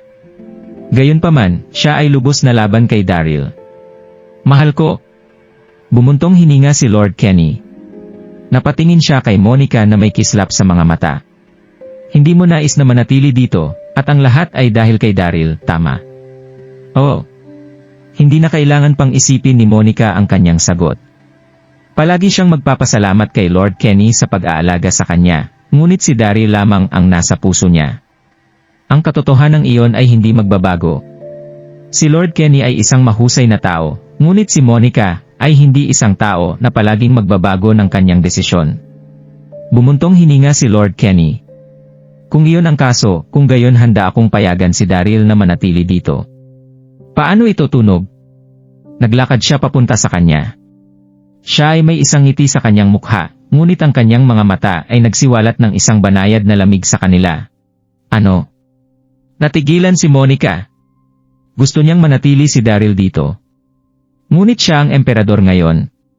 Hindi ba siya natatakot na ang mga tao ay makipag-usap sa likuran niya? Humarap si Monica kay Daryl. Sush! Bigla, sinigaw ni Lord Kenny ang mga akulo ni Monica ng mabilis. Ikaw. Nanginginig si Monica, ngunit bigla siyang hindi kumilos. Tumingin siya kay Lord Kenny, natigilan siya at nagalit. Anong ginagawa mo? Mahal ko, humihingi ako ng paumanhin. Ngumiti si Lord Kenny, ngunit ang kanyang mga mata ay puno ng determinasyon. Hindi kita maaaring bitawan kang sumama sa Daryl. Si Ambrose at hindi ako mabubuhay kung wala ka. Siya ay mag-aalaga sa kanya, ibigay sa kanya ang lahat ng nais niya, at patuloy na alagaan siya. Nawala siya nito 10 taon na ang nakakalipas, hindi na siya mawawala sa kanya. Ikaw, galit na galit si Monica na pilit niyang tinatapakan ang mga paa. Hindi siya nakaimik. Tahimik silang tiningnan ni Ambrose, wala siyang sinabi. Sumang-ayon siya sa mga paraan ni Lord Kenny. Naisip niya na silang tatlo, siya, ang kanyang ina, at si Lord Kenny, ay isang tunay na pamilya. Kahit na may kamag-anak sa kanya si Daryl, nasa labas pa rin siya. Lord Kenny. Mahigpit na kinuyom ni Daryl ang kanyang kamao, galit na galit siya. Lord Kenny. Galit na sigaw ni Dax. Namumula ang mga mata niya sa kabaliwan. Tinuro niya si Lord Kenny at bulalas, inilayo mo na ang anak ng isang tao. Gayunpaman, nais mo pa ring nakawin ang kanyang babae. Ang kahihiyan. Isang taong tulad nito bilang isang emperor. P50. Sinabi din ni Chester, bilang emperor, hindi magandang ideya na kunin ang mga mahal sa iba, di ba? Galit din si Chester, ngunit palagi siyang kalmado at nagkokolekta, kaya't hindi siya sumigaw. Sush! Nagdilim ang ekspresyon ni Lord Kenny. Tinuro niya si Daryl at sumigaw, dalhin mo si Daryl at ang kanyang mga kapatid. Siya na ang emperador, ngunit si Daryl at ang mga taong iyon ay tinukoy pa rin bilang Lord Kenny. Malinaw na hindi nila siya iginalang. Sila ay kasuklam. Sa kanyang utos, si Florian ang unang sumugod habang siya ay sumisigaw, ibaba mo sila, ibaba mo sila. Pagkatapos, binaligtad ni Florian ang pulso niya, isang hubog na talim ang lumitaw sa kanyang kamay. Tapos, sumugod siya papunta kay Dax. Ang nakaraang emperador ng bagong daigdig at Daryl ay sumali sa isang magulo na labanan. Pareho sa kanila ay napakalakas, kaya't si Florian ay nanatiling nakatago para sa kanyang sariling kaligtasan. Dahil si Daryl at ang iba pa ay nasugatan, ang kanilang panloob na enerhiya ay hindi pa makakabangon, kaya't ito ang pinakamahusay na oras upang magwelga laban sa kanila. Sa parehong oras, maraming mga sundalong-sundalo at guwardiya ang pumapalibot kay Daryl at sa iba pa. Karamihan sa mga sundalo ay nasugatan din, halos wala silang natitirang lakas. Gayunpaman, si Lord Kenny ay naging bagong emperador lamang, at lahat ay nais na kumuha ng kredito. Kahit na ang karamihan sa kanila ay walang lakas sa puntong iyon, sumugod pa rin sila. Florian, ikaw ay walang spinful at walang kahihiyang kontrabida.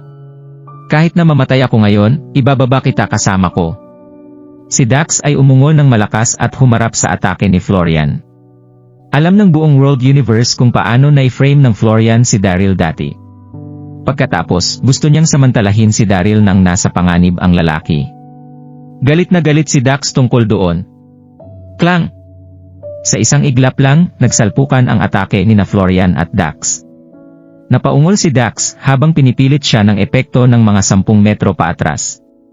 Namumutla ang kanyang mukha at nagluwa siya ng isang dugo. Gayunpaman, ang kanyang mga mata ay puno pa rin ng espiritu ng labanan. Si Dax ay makapangyarihan, ngunit nasugatan na siya. Siyempre, hindi siya tugma ni Florian. Bang! Bang! Bang! Samantala, napangiti si Daryl at kumaway sa makalangit na sibat na palakol upang pigilan ang mga sundalo ng bagong daigdig mula sa karagdagang pag-atake. Gayunpaman, napakarami sa kanila, at hindi niya maaaring harangan ang lahat ng kanilang mga pagtatangka. Magtusok! Pagkatapos, may sumaksak sa likuran ni Daryl, dumugo agad ang dugo mula sa sugat. Gayunpaman, nagnatnit pa rin si Daryl, hindi siya tumunog. Sa sandaling iyon, siya ay labis na galit. Naisip niya na magtatapos ang labanan kapag nagpakita si Lord Kenny. Hindi niya akalain na atakihin siya ng lalaki dahil kay Monica. Isang taong walang batas. Masama ito, tapos na si Daryl sa ngayon. Oo, kahit ang sarili niyang anak ay hindi siya kikilalanin bilang ama. Ngayon, may kumuha din sa kanyang babae. Ito ang katapusan ng isang bayani. Pinag-usapan ng mga nanonood ang sitwasyon sa mga hininahong tono habang tinitingnan nila si Daryl na may awa. Daryl! Sumigaw ng malakas si Monica nang makita niyang nasaktan si Daryl. Mangyaring huwag hayaan ang anumang mangyari sa iyo. Hindi mo hahayaan na may mangyaring masama sa iyo. Pagkatapos, nakiusap si Monica kay Lord Kenny. Mangyaring huwag pumatay kay Daryl, hayaan mo silang umalis. Nangangako akong manatili rito sa iyo. Pangako ko sa iyo. Halos mawala ito kay Monica. Nag-atubili siyang manatili doon, ngunit wala siyang pagpipilian. Sa wakas ay nakipagkasundo na siya kay Daryl. Hindi pa siya gumugol ng sapat na oras sa kanya, ayaw niyang mamatay siya roon. Tumawa si Lord Kenny nang marinig yon, natuwa siya. Ngumiti siya at tumango. Kaya, basta magpasya kang manatili dito. Pagkatapos, sumigaw si Lord Kenny kay Florian. Ngayon ang aking unang araw bilang emperador, ayokong pumatay kahit kanino. Kunin mo si Daryl at ang iba pa at ikulong mo sila. Huwag mong patayin sila. Nais ni Lord Kenny na patayin kaagad si Daryl, ayaw na niyang isipin siya ni Monica. Gayunpaman, kilalang-kilala niya si Monica. Kung papatayin niya sa harap niya si Daryl, hindi niya kailanman makukuha ang pagmamahal nito. Kaya, binalak niyang pansamantala silang makunan, at kapag wala si Monica, haharapin niya si Daryl at ang kanyang mga kasabwat. Oo, kamahalan! Tumugon si Florian. Parang may paggalang si Florian nang tumugon siya kay Lord Kenny. Gayunpaman, galit lamang ang naramdaman niya sa kanyang puso. Pitang na. Naisip ko na kaya kong patayin si Daryl ngayon upang maiwasan ang anumang mga kaguluhan sa hinaharap. Sino ang nakakaalam na ang emperador ay nais na panatilihin silang buhay? Gayunpaman, magkakaroon siya ng maraming iba pang mga pagkakataong patayin si Daryl hanggat itinatago nila ang tao sa pagkabihag. Pagkatapos, inutusan ni Florian ang hukbong bayan na magpatuloy sa pag-atake. Bang! Bang! Bang! Si Florian at ang mga gwardiya ay nakinig sa utos ni Lord Kenny, hindi sila umaatake upang pumatay. Gayunpaman, hindi na nakahawak si Daryl at ang iba pa. Bukod dito, mayroong humigit kumulang 100 maglilinang ng marshal na emperador sa ilalim ng utos ni Lord Kenny. Paano maipagtanggol ni Daryl ang kanyang sarili? Nakatanggap si Daryl ng maraming pag-atake ng espada sa loob ng kalahating minuto. Patuloy na tumulo ang dugo sa kanyang mga sugat. Sina Dax, Chester, Zoran, at ang iba pa, ay napapaligiran din ito ay isang masamang sitwasyon. Tuluyan na itong nawala ni Dax. Kinaway niya ang higanteng palakol ng manual upang pumatay sa lahat, ngunit nagawa pang atakehin siya ni Florian sa dibdib. Agad na dumura si Dax sa bibig. Umatras siya sa tabi ni Daryl. Dax, humihingi ako ng paumanhin para sa palaging nagdulot ng gulo. Mapait nang umiti si Daryl nang kausapin niya si Dax. Manahimik ka na. Huwag sabihin ang mga ganyan sa mga kapatid mo. Ngumisi si Dax ng ngipin at pinagalitan. Kasabay nito, winagayway niya ang kanyang palakol sa paligid. Sigaw niya, "Kinang na nito! Hindi ako naniniwala na hindi namin kayang ipagtanggol laban kay Lord Kenny. Atakihin natin!" Oo. Kumulo ang dugo ni Daryl. Sigaw niya, at pagkatapos ay tumakbo kaagad ang dalawang magkapatid patungo Chester. Pagkatapos, sinubukan nilang ulitin muli ang mga pag-atake.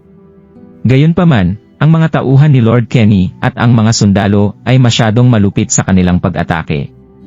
Si Daryl at ang iba pa ay halos hindi maaaring harangan ang mga ito. Klang! Klang! Klang!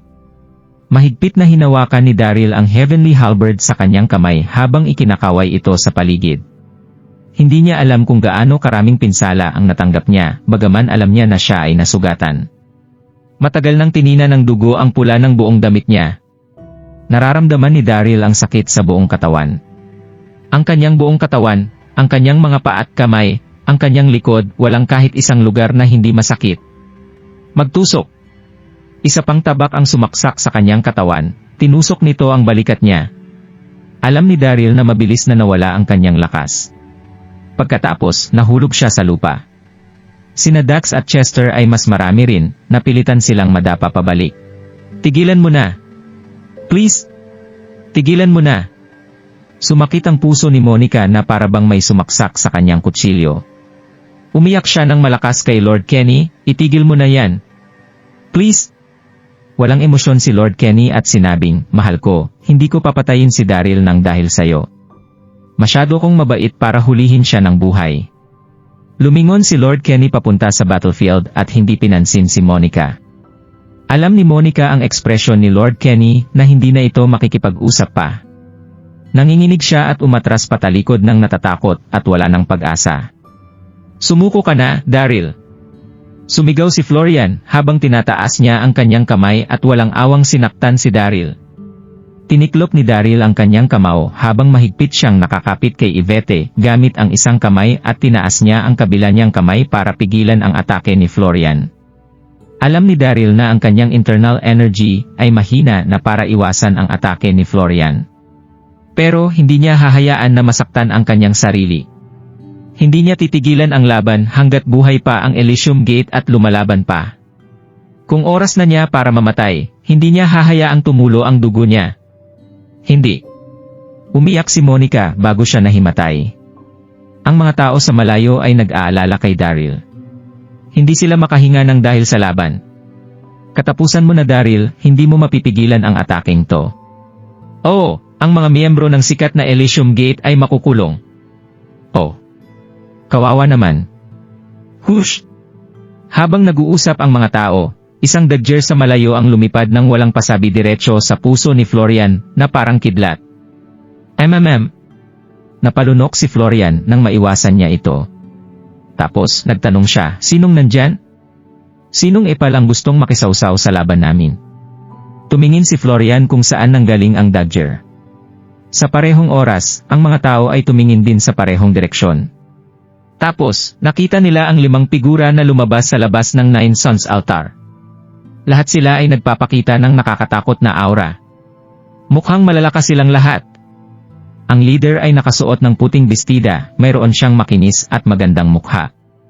Ang kanyang katawan din ay sexy. Mukhang siya diyosa na bumaba sa langit. Ang 4 na tao sa likod ng magandang babae ay nakasuot ng itim na robe at pare-pareho sila ng itsura. Parehong-pareho. Ang 5 tao na ito ay galing sa Icefire Island.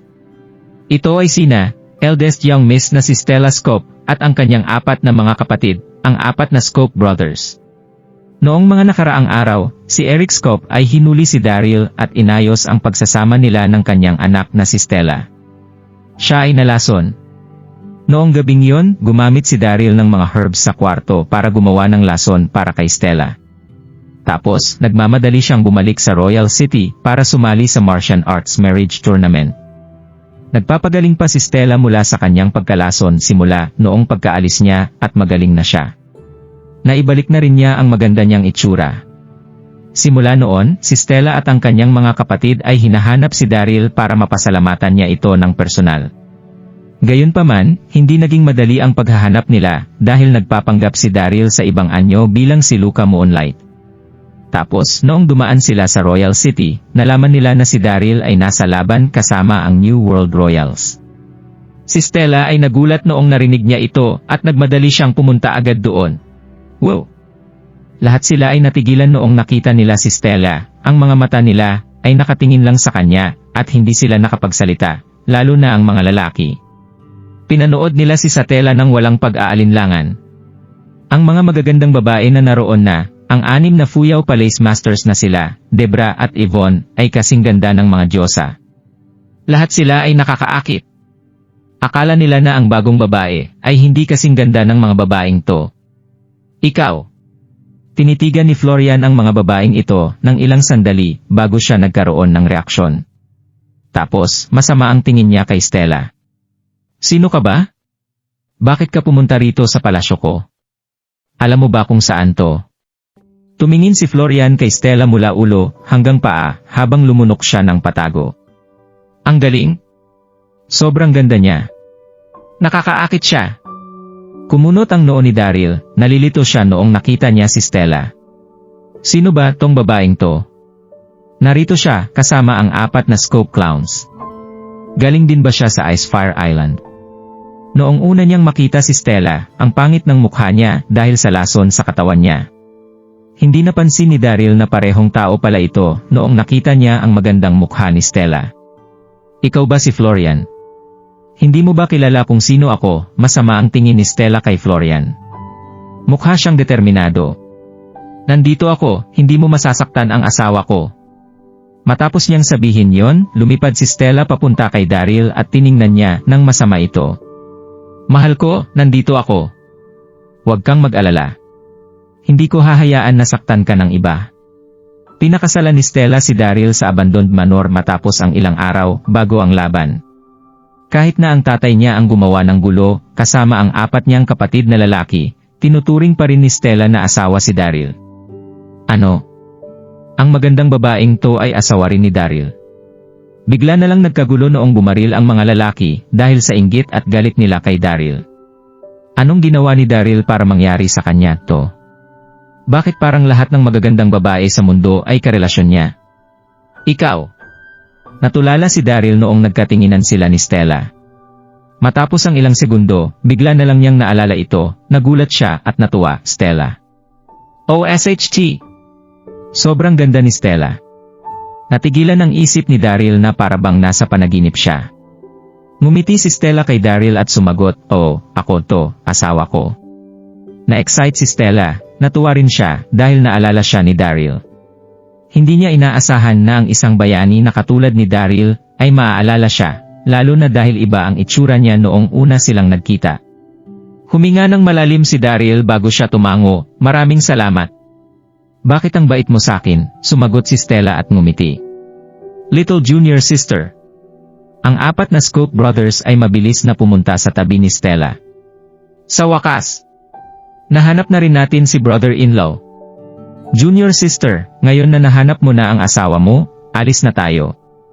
Huwag ka nang mag-aksaya ng oras dito. Oo, tignan mo kung gaano karaming dugo ang nawala sa kanya. Kailangan niyang magpagamot sa lalong madaling panahon. Kailangan niyo nang magkaanak dali. Ang 4 na Scope Brothers ay lumaki sa Icefire Island. Sila ay prangka at matikas magsalita. Ang mga tao ay bigla na lang nagtsismisan. Sa parehong oras, tiningnan nila si Daryl at Stella na may gulo sa kanilang isip. Sino ba tong magandang babaeng to? Baby? Ganoon na ba kalalim ang kanilang relasyon? Nakakainggit talaga ang buhay ni Daryl dahil maraming nakapalibot na magandang babae sa kanya. Namula ang mukha ni Stella matapos niyang marinig ang chismis sa paligid niya. Nakaramdam siya ng pagkahiya, kaya naman pinadyak niya ang kanyang paa at sumigaw sa kanyang mga kapatid, "Tumigil nga kayong lahat." Ang 4 na Scope Brothers ay mabilis na tumahimik noong napansin nilang galit na si Stella. Lahat sila ay nagilty na parang bata. Ang 4 na magkakapatid ay hindi natatakot sa kahit ano sa mundo bukod sa 2 tao, ang kanilang master na si Eric Scope at ang kanilang junior sister na si Stella. Tumawa si Daryl na mangha siya sa kanyang nakita. Akala niya na ang 4 na makukulit na magkakapatid ay hindi takot sa langit at lupa. Pero, takot pala sila sa kanilang junior sister. Hindi siya nakapaniwala. "Asawa ko, aalis na tayo rito ngayon din," naalala ni Stella kung bakit siya nandoon. Tinulungan niya si Daryl para makaalis na sila. Gayunpaman, si Daryl ay hindi makapaglakad ng mabilis, buhat niya si Yvette sa mga braso niya. "Sa tingin mo ba na pwede ka lang umalis kung kailan mo gusto?" Tumawa ng malakas si Lord Kenny habang tinitingnan niya ng masama si Daryl. "Walang sino man sa inyo ang aalis ngayon." Hindi na maitago ni Lord Kenny sa mukha niya na gusto niyang pumatay. Hindi niya inaasahan na maraming koneksyon si Daryl. Kapag hinayaan niyang makataka si Daryl, maraming magtatangkang pumatay sa kanya sa hinaharap. Sumigaw si Florian, "Dali! Patayin niyo ang 5 taong to." Mabilis siyang pumunta sa mga ito. Ang mga Royal Guards at soldiers ay umatake na rin para palibutan ang grupo. Senior brothers, iwasan niyo ang atake nila sa likod. Kumunot ang noo ni Stella habang sumisigaw siya nang makita niya ang kanilang mga kaaway na papunta na sa kanila. Sa parehong oras, kinuha niya si Daryl, binilisan niya at sinubukan niyang pumiglas. Si Stella ay isang level 5 martial saint bago pa niya maligtas si Daryl mula sa lason sa katawan niya. Pagkatapos niyang kuhain ang antidote, naging level 1 martial emperor na siya. Ito ay blessing in disguise. Bang! Bang! Bang! Naglabas si Stella ng whip sword, winagayway niya ito na parang spiritual serpent. Ang royal armies ay napilitang umalis. Sa parehong oras, ang 4 na Scope Brothers ay hinarangan si Florian na nakahabol sa kanila. Binato nila ng pang-iinsulto si Florian habang nilalabanan nila ito. Sinusubukan niyo bang pigilan ang junior sister namin na ganyan lang ang lakas niyo? Ngayon na lang ulit nagsama ang junior sister at brother-in-law ko. Ano bang problema mo? Bakit mo sila ginugulo? Umalis ka nga rito. Tingnan mo nga yung bastos mong mukha. Huwag mo sabihin sa aking gusto mo si junior sister. My gosh! Hindi ka niya type. Ang 4 na Scope Brothers ay pinalibutan si Florian at nilunod ito sa mga insulto. SHT! Galit na galit si Florian. Namutla ang mukha niya habang nagmumura siya, wala kayong kwenta. Hinahanap niyo ang kamatayan. Lumayo kayo sa akin. Natatawa na lang si Florian sa kanila dahil tinatawanan nila ang isang first grade official na kagaya niya. Nakakahiya kayo. Isang malakas na aura ang biglang lumabas sa katawan ni Florian at ang hangin ay sandaling nawala. Umatek si Florian sa 4 na Scope Brothers at nag-away sila. Nako, anong klaseng ugali yan? Sige, hayaan mong ipakita ko sa'yo kung sino ang tatay mo. Ang Scope Brothers ay hindi natatakot kay Florian. Sa halip, inatake nila ito ng masaya. Kahit na masiyahin at prangka ang magkakapatid na ito, mayroon silang matinding pag-iintindi pag magkakasama dahil quadruplets sila.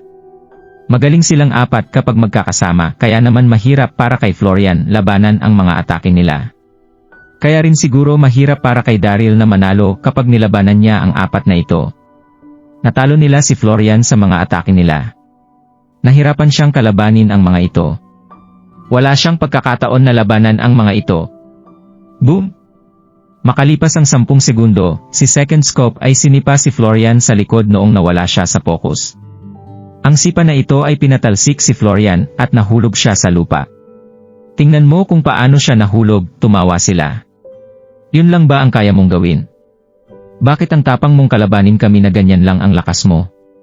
Mag-practice ka pa ng 2 taon para matalo mo kami. Oo nga, ang boring. Walang pagbabago. Ang 4 na Scope Brothers at tinawanan si Florian bago sila tumalikod para habulin si Stella. Mga hayop kayo!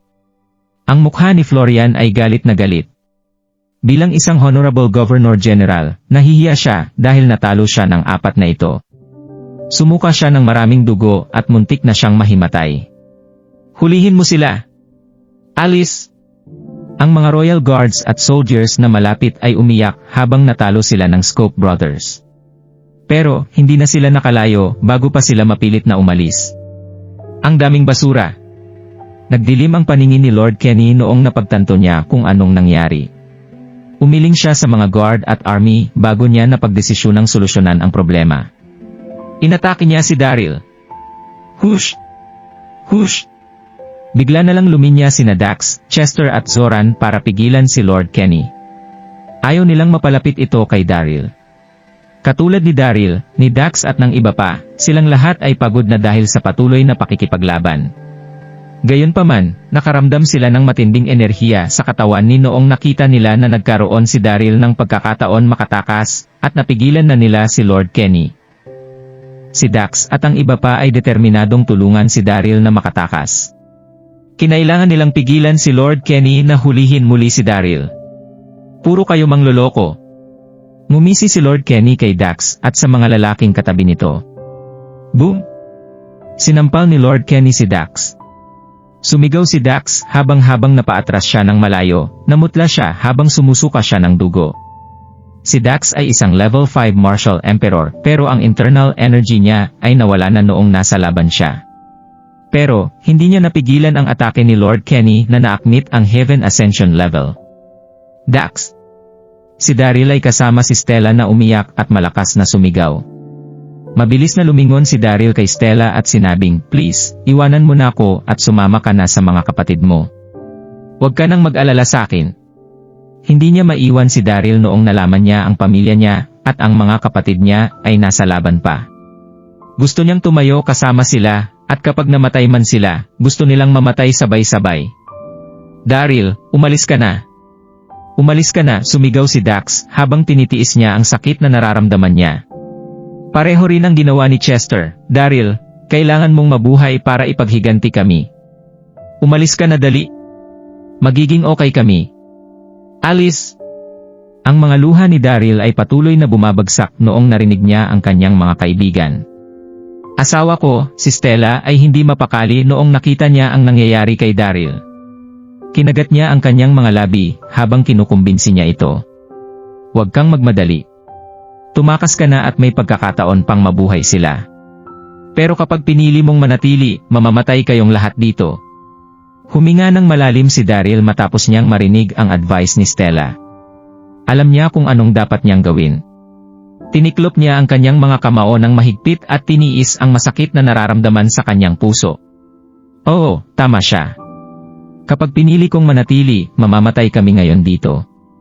Pero, hindi ako pwedeng umalis ng ganito.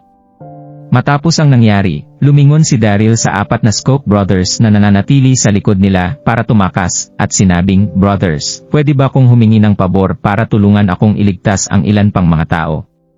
Magiging masaya ako." Dahil hindi na sila pwedeng bumalik, gustong iligtas ni Daryl ang mga tao hanggat kaya niya.